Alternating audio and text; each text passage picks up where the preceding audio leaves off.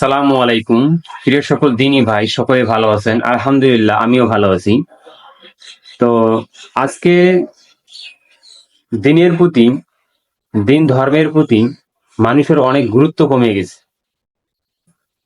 যাতে করে মানুষকে সজাগ করা যায়, আল্লাহ সুবহানাহু ওয়া তাআলা তার রাসূলের মাধ্যমে এবং পরবর্তী উম্মতের মাধ্যমে এই কাজগুলো করে যাচ্ছে। আমরাও চেষ্টা করতেছি দিন ইসলাম প্রচারের স্বার্থে কাজ করার। সেই সূত্র ধরে আজকের যে অধ্যায় নম্বর আলোচনা হবে 35, সহিহ বুখারীর অধ্যায় নম্বর 35, নারীদের জ্ঞান লাভের জন্য আলাদাভাবে দিন নির্ধারণ করা যায় কি, এই বিষয়ে। আবু সাঈদ খুদরী রাদিয়াল্লাহু আনহু থেকে বর্ণিত, তিনি বলেন, নারীরা একদা নবী সাল্লাল্লাহু আলাইহি সাল্লামের বলল যে, পুরুষেরা আপনার নিকট আমাদের চেয়ে প্রাধান্য বিস্তার করে আছে, তাই আপনি নিজে আমাদের জন্য একটি দিন নির্ধারণ করে দিন।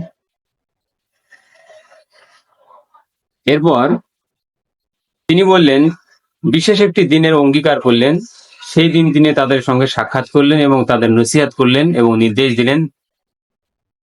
তিনি তাদের যা যা বলেছিলেন তার মধ্যে একথা ছিল যে, তোমাদের মধ্যে যে স্ত্রীলোক 3টি সন্তানের পূর্বেই পাঠাবে এবং তারা তার জন্য জাহান্নামের প্রতিবন্ধক হয়ে দাঁড়াবে, মানে বাধাগ্রস্ত হিসেবে কাজ করবে, যেহেতু দিনের জন্য কাজ করবে, এই জন্য। তখন জৈনব স্ত্রীলোক বলল, আর 2টি পাঠালো, এবং তিনি বললেন 2টি পাঠালেও হবে। এটা পাবেন সহিহ মুসলিমের হাদিস, অধ্যায় নম্বর 47, হাদিস নম্বর 2633, সহিহ আহমদ হাদিস নম্বর 11296।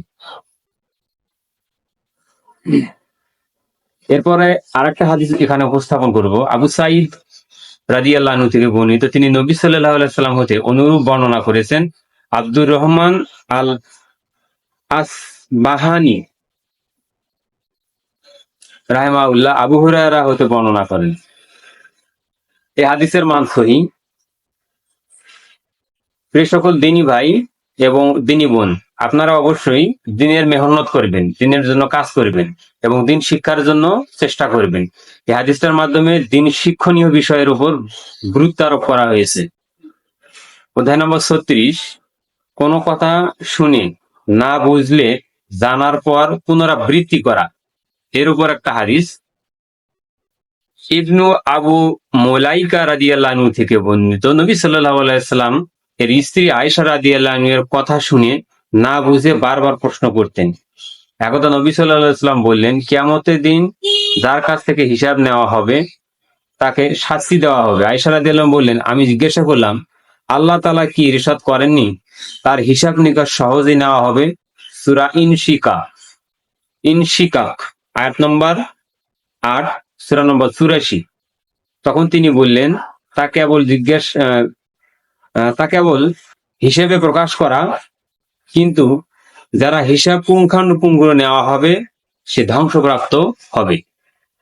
এটা হচ্ছে সহিহ মুসলিমের হাদিস, হাদিস নম্বর 1876, সহিহ আহমদ 24255। এই হাদিসের মান সহিহ। প্রিয় সকল দিনী ভাই, আমরা যথাসাধ্য চেষ্টা করব, কোনো কথা যখন বলবে, কোনো ইমাম সাহেব বলুক বা কোনো মুহাদ্দিসের আলোচনা শোনেন, এটা মনোযোগ সহকারে শুনবেন, তাহলে আপনি বিষয়টা ভালোভাবে বুঝতে পারবেন। এর বিষয়ে এটা গুরুত্ব দেওয়া হয়েছে এই জন্য। তো আমার চ্যানেলটির পাশে সকলেই থাকবেন এবং এই চ্যানেলটিকে আপনারা অবশ্যই সাবস্ক্রাইব করবেন। দিন ইসলামের পক্ষ থেকে, দিন ইসলামের স্বার্থে অবশ্যই সাবস্ক্রাইব করবেন। সকলকে আমার সালাম। আসসালামু আলাইকুম ওয়া রাহমাতুল্লাহ।